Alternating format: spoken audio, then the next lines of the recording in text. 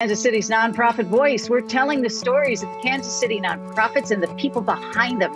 KC Cares is proudly sponsored by the Ewing Marion Kauffman Foundation. I'm Ruth Baum-Biggis. Children are our future, but there are many in our metro area and beyond who struggle because they're homeless or they're in a situation that puts them at risk. Getting a place to live, meals, and consistent care are challenging, to say the least. The HALO Foundation works tirelessly to help one more child spend one less day alone. And we are delighted to welcome the founder of the HALO Foundation, Rebecca Welsh. I'm so glad to see you. I'm glad to see you too, Ruth. Thank you so much for having me today. Oh, we are thrilled. It's been some time since we've had an opportunity to chat. So I want to take our audience a little back to the basics, so to speak. Tell us what the HALO Foundation is. It's got to be a blessing because it has a halo. So HALO is a nonprofit organization, and we provide a foundation of a family for children without one. So that includes, food, water, shelter, clothing, education, art therapy, but really we're serving at-risk and homeless youth, and we're meeting them where they are and helping them set goals and achieve their dreams and become contributing members of our communities. How old is HALO now? Technically, HALO is 15 years old, but we were working for years before that, serving kids and just as a group of volunteers who wanted to make a difference. But we are 15 years old, and we work all over the world. We have homes that we support in Uganda, India, Kenya, Mexico, and then domestically we work in Kansas City and Jefferson City mainly. We have a home for girls in Kansas City, a home for boys, and then we're right now in the middle of a capital campaign for housing for boys and girls and a large-scale learning center for kids in Kansas City. Every year we serve over 700 kids from area shelters with future-focused programming. So we're very excited about what is to come for Kansas City and about helping youth in Kansas City reach their goals and achieve their dreams. I want to take a deeper dive into actually what you're doing and how you're delivering it. But let's go back to the beginning, because you said you're 15 years old, but the organization was 15 years old. You look like you could be 15. But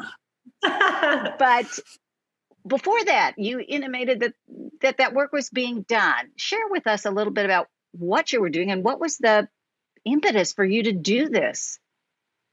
So I went to school at Mizzou, and after I graduated, I went on a 6-month mission trip with Mercy Ships, which is like a big hospital mission, medical mission. And during my time on the ship, I would go out and volunteer in the area orphanages in Honduras. We sailed to Honduras and they would do medical missions. And I just always had it in my heart to serve orphan children. And so during my time with that experience, I learned that there are so many kids who don't have a safe place to sleep at night. There are not enough spaces at orphanages or at homes, or just for kids to have a safe bed at night. And that's in Honduras, and it's also here domestically. And so when I came back to the US, I was really just moved by that and knew that my life would be dedicated to that. So I actually used to run a martial arts school out in Lee Summit. Martial arts was part of my life for 15, 20 years. And I had a group of kids there that I shared these stories with them about the kids that we served in Honduras. And part of martial arts, you do life skills training, but a big part of martial arts is taking action. So we were talking about the definition of compassion, which is to be aware of a need and have a desire to help. But there's nothing in there about taking action. And martial arts is all about action. So they're like, well, why don't we do something about it? And they did a fundraiser called a board breakathon. It was how many boards can you break in 30 seconds? And they raised $5,000. They ended up raising $250,000, which is a massive amount of money when you talk about how far money can go overseas. And we started supporting a home in India and Mexico, which we still support those today. And it just was such a wonderful thing to see kids making a difference. But that was right in Kansas City. And, we started working in Kansas City and we got different volunteers to get involved. And it just snowballed. It was something that was supposed to happen. It was already in the cards for us.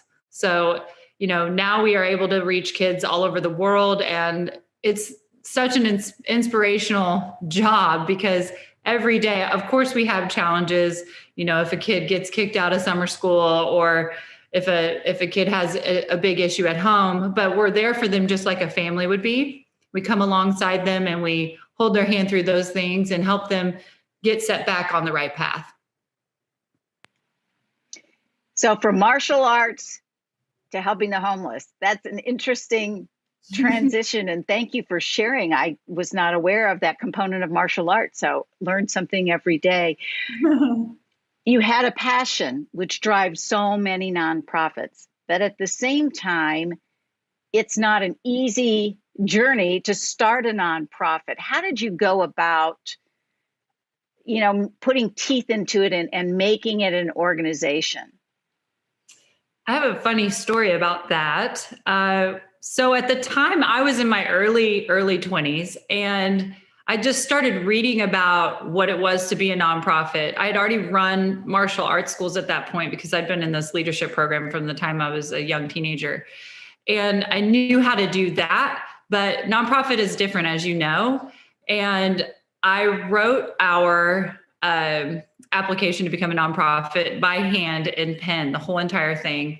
And I'll never forget, I was starting to try and figure out how this all worked. And so I literally had the yellow pages, which everybody doesn't really remember the yellow pages, but I do. I had the yellow pages in Kansas City and I went down and was calling law firms to get help to file to become a nonprofit. And I called numerous nonprofits. I had no money, or lawyers, and I had no money to spend on it. And I finally came across Kopelwitz and Cantor in the yellow pages and went into their office. I bought a suit for the first time in my life and went into their office and put this on Earl Kopelwitz's desk. It was this packet of paper of everything that we had done and our application handwritten.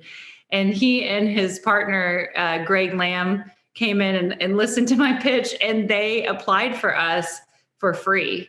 And so it's, when you hear stuff like that, here I am, a young kid trying to make this happen. They didn't know me, but they knew that I had the passion, and what an impact they have made. And Greg is on our board to this day. He's an incredible resource for us. And, you think about different ways that professionals can make a difference. That's a great way that one law firm made a huge difference, because now we're able to serve so many kids in need. But it started with that, obviously, and then just asking people to use whatever their specific skill set was to make a difference. So if they were a lawyer, bringing that to the table, or if they like to organize things, bringing that to the table, anything that you are skilled in, anything really can benefit Halo or any nonprofit.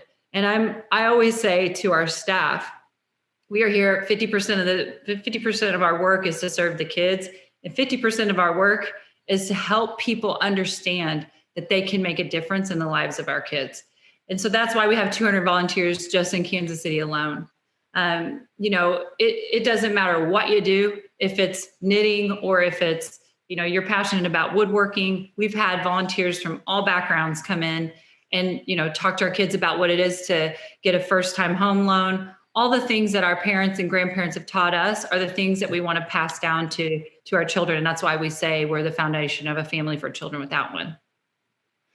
I love your story of opening the yellow pages. Yes, there used to be phone books, tangible phone books. And how amazing that you just found a law firm and walked in and did this. That takes a lot of guts. I'll never forget. I applaud you. I called their office and I said, this is the president of the Halo Foundation, and I would like a meeting with Earl Kopelwitz. And at the time, there was nobody on the internet, right? So, right. Nobody really had a website. So they're like, okay, yes, I could be some big client. They didn't know. That was wonderful. That was wonderful. So in those early years of Halo, tell us a little bit about that journey. And then 15 years is a lot of years to be an organization. So, where you began and how things have changed. When we began, we were really committed to having fun, which I think is what made our organization It was almost contagious. So we would have these board meetings. We had what was called an ambassador board, which was not our executive board. Obviously, you had the executive board, but then we had this ambassador board, which was a group of young professionals, basically, and we would all get together. And if we needed to stuff envelopes, we'd stuff envelopes. Or, we were talking about what to do for a specific kid and make an incredible day planned for that child. We would do that. But it was all about, we got to find a way to make this fun because our work is heavy, and hearing the stories and hearing the trauma is a lot. So at Halo, we are really committed to having fun. Right now, for instance, we're taking our first AAU basketball team from Jefferson City, a group of boys, to a tournament in Branson. And it'll be in a setting where they can work together and be like a family, but also we're going to go take them to a theme park, right? And have them experience that day and have a blast. And so it's exciting for the staff. It's exciting for the kids. We're all talking about it right now. So it's just important from the kids aspect, like for the little guys up until the beginning of Halo, when we started, it was about, okay, how are we going to make this, even if we had a hard meeting to have at the board meeting, we would end up making it fun at the end. Like we would have a glass of wine at the end or talk about our families and really start to bond with these people. And we have become a family ourselves, like our donors and volunteers, our board members are like a family. And I think I cannot stress that enough. With nonprofits, I think it's what has made Halo this grassroots organization. We've kept that piece all the way through the whole entire journey. Share with us a little bit specifically about the facilities you have and what goes on there and how it's making a difference. So in our housing programs, we are 24/7. We provide everything that you would have in your own home, from caretakers and caregivers to just giving them kids what they need to be kids, and taking them out on field trips and going shopping with them and teaching them how to balance their checkbook.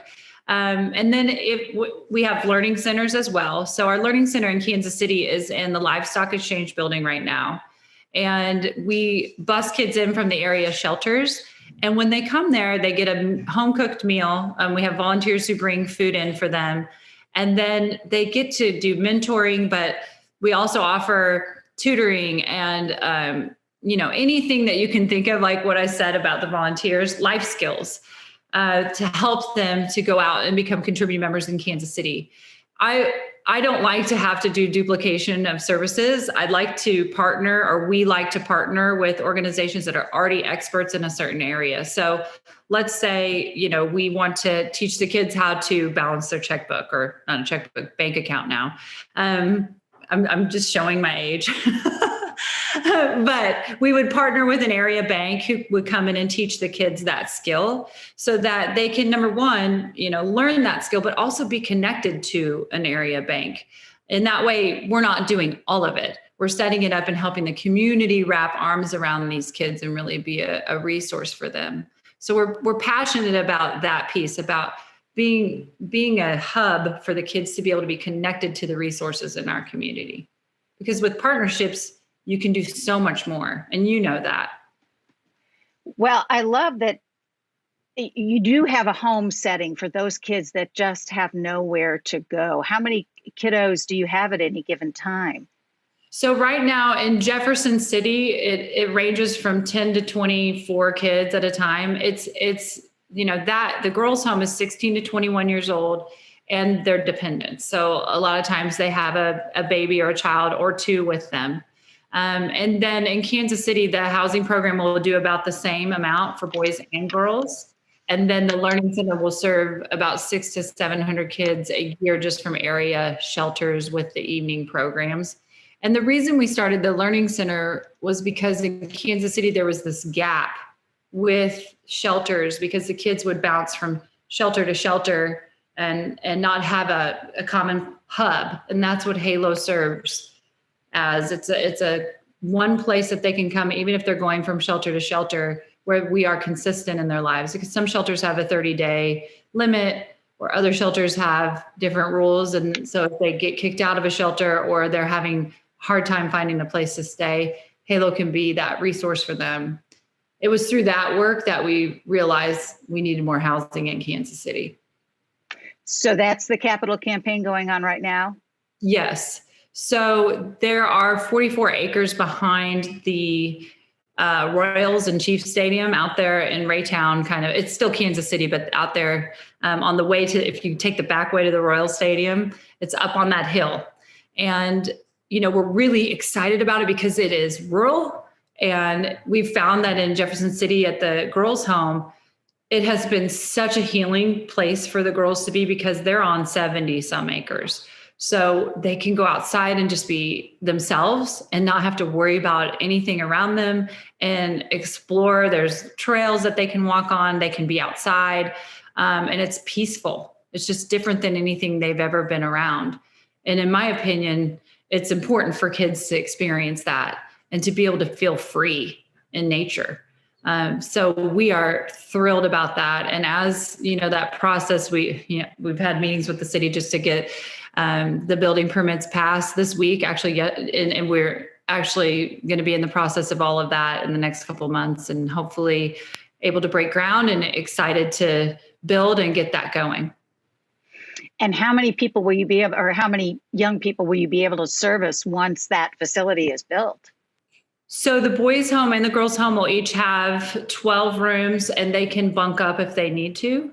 So we might have, 2 per room. It just depends on each individual kid's, we go case by case basis because some kids do well with that and other kids do not. I don't know if you've ever had teenagers, but they're a special breed.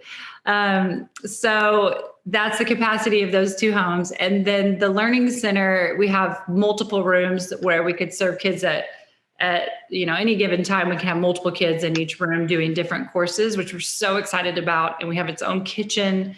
It's really a beautiful space. Will you keep what you've had? And yes. This is additional? We will. So the youth, are you talking about the spaces? No, those spaces in the Livestock Exchange building, we rent those spaces. So we will let those go. And then we will bring the kids now to this new space. And when do you hope to be open with it? That's a great question. Construction is always it's just hard to predict. Especially like right now with the cost of lumber, and there's just skyrocketing things all over the place. It's just a volatile market. So I would say within the year, hopefully, we will be able to be in the space. That's very exciting. I have to bring up that dreaded word, the P word, pandemic. But how did that impact what you're doing? It's funny because the pandemic, the way I see it is it's a great opportunity to serve more kids, maybe just in a different way. We ended up opening up our doors in Kansas City to kids who were having trouble with access to the internet and just with online learning. A lot of them didn't have that space to sit in and do their schoolwork, and people don't understand that. So we were allowing kids or bringing kids in, serving them meals, letting them do their work at Halo. And at the time, it felt a little risky because it is a pandemic, but at the same time, you can't just let these kids sit in a room and not move forward on their schoolwork. It's not good for anyone. And it's definitely not good for their mental health. So we were able to, really utilize those spaces for that. And it has been such a blessing actually for us to be able to connect with those kids. It was difficult, especially in the home when, we had to shut down. At one point, our whole staff had it at the beginning of the pandemic. So that was when it was really, really scary. But we got through it, and we called on our community to help out, and we're okay. We're all here. So, it was difficult, but really it's been a blessing because in a lot of ways, because, we've gotten to meet more kids from it and we are able to serve them. We love how you found a positive out of it. I call it the PP, the pandemic positive. There has to be some good things that came out of that quote unquote year of lockdown. Yeah. Talk about partnerships. I think sometimes folks in the nonprofit community want to do it, but they just don't know how to go about it. Mm-hmm. You've done it. So, Master, please share tips. I'm no master, but I feel like I personally am passionate about helping people use their skills to truly make a difference. And that is individuals, it's companies, and cultures at companies and cultures in other nonprofits want that. They want to see success. I would say when you're partnering with someone, the number one thing is to find out where their heart lies, find out what their motive is. What's their motivation? Why do they want to be part of this? You know, what is it that they are excited about or skilled at?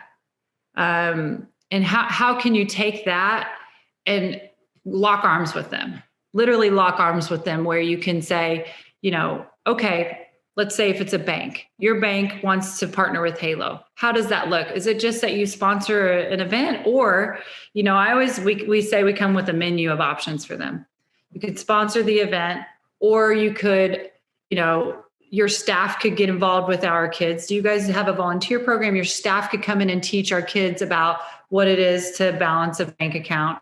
Or you could have a job readiness program where, you know, our kids go through already how to interview and all that. Maybe you guys could do mock interviews or actually hire our kids, right?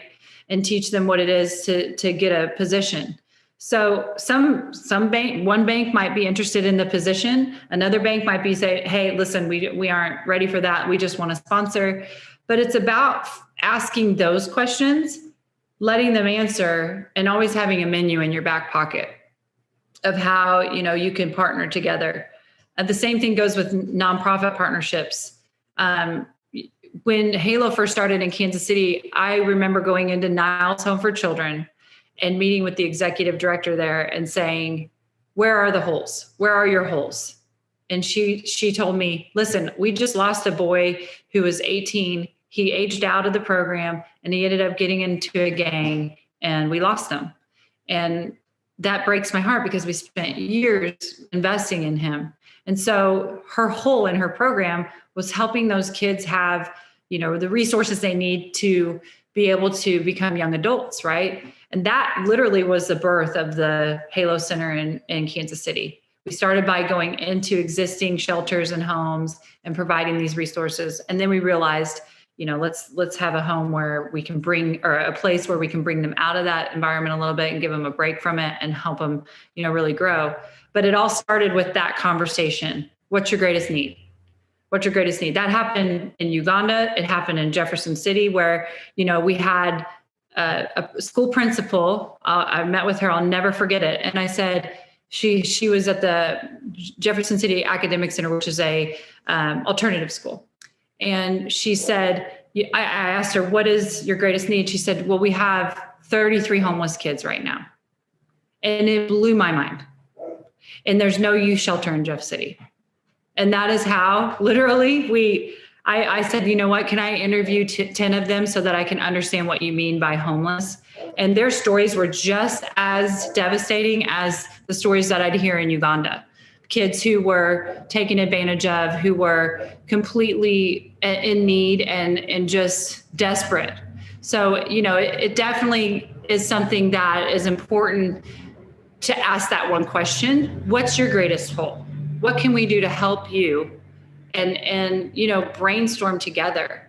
And eventually, at some point, they will probably say, what can we do to help you? We just had Salvation Army Children's Shelter in Kansas City just referred someone to us as a donor, which is wonderful. They knew specifically they wanted to help out with a certain thing. And they said, Halo would be great for that. It's because we lock arms and we're not in competition. We're here to support each other and figure out who's gifted at which thing and how can we make this all work to better the kids together. How great is that? Do you track any of the kids that come through your doors to find out where they're at, if what you've provided has been helpful or useful? Absolutely. So we have a tracking program that we use called Apricot, which I would recommend for every nonprofit. It's wonderful.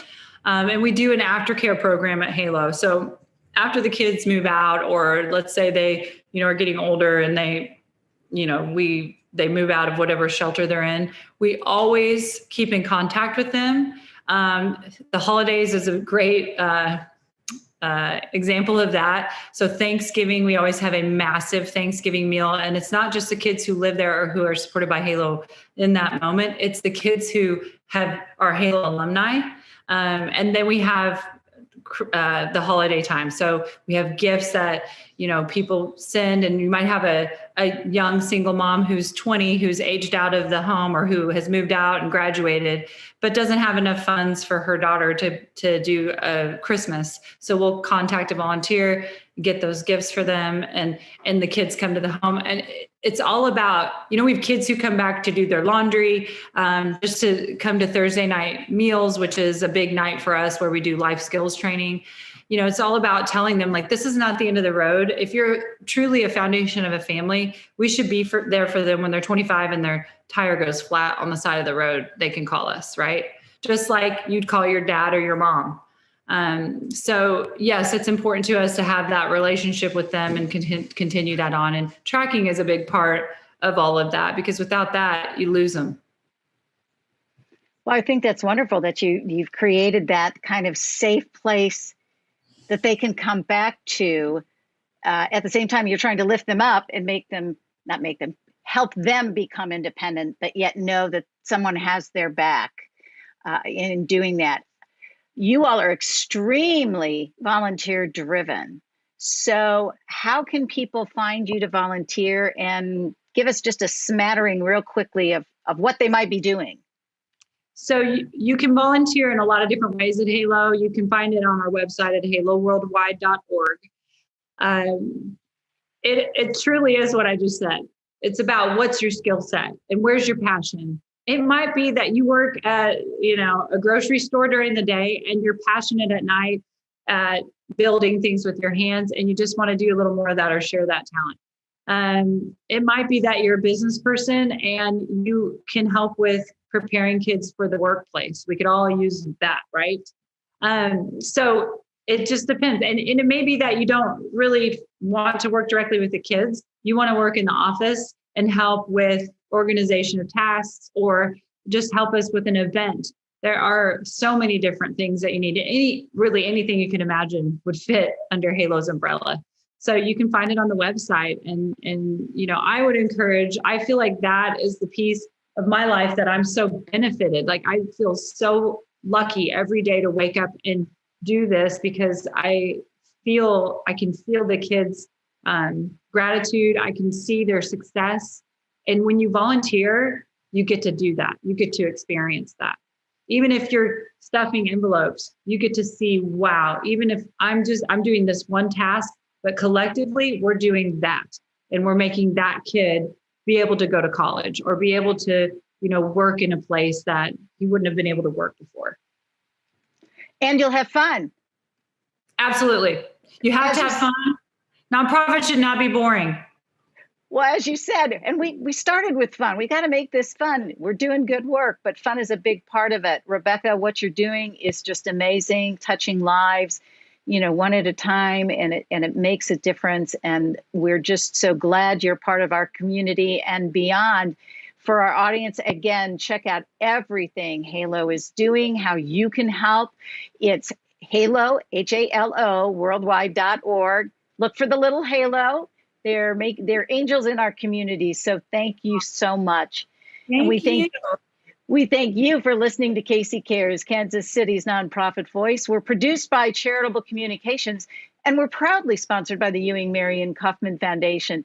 To be a guest on Casey Cares or underwriting opportunities because you like what we're doing, please visit CaseyCaresOnline.org and spread the love. You can find us on Facebook and Twitter at Casey Cares Radio, and on Instagram at Casey Cares Online. And catch us on ESPN 1510 AM and 94.5 FM Saturday mornings at 8 a.m. Thank you for listening to Casey Cares.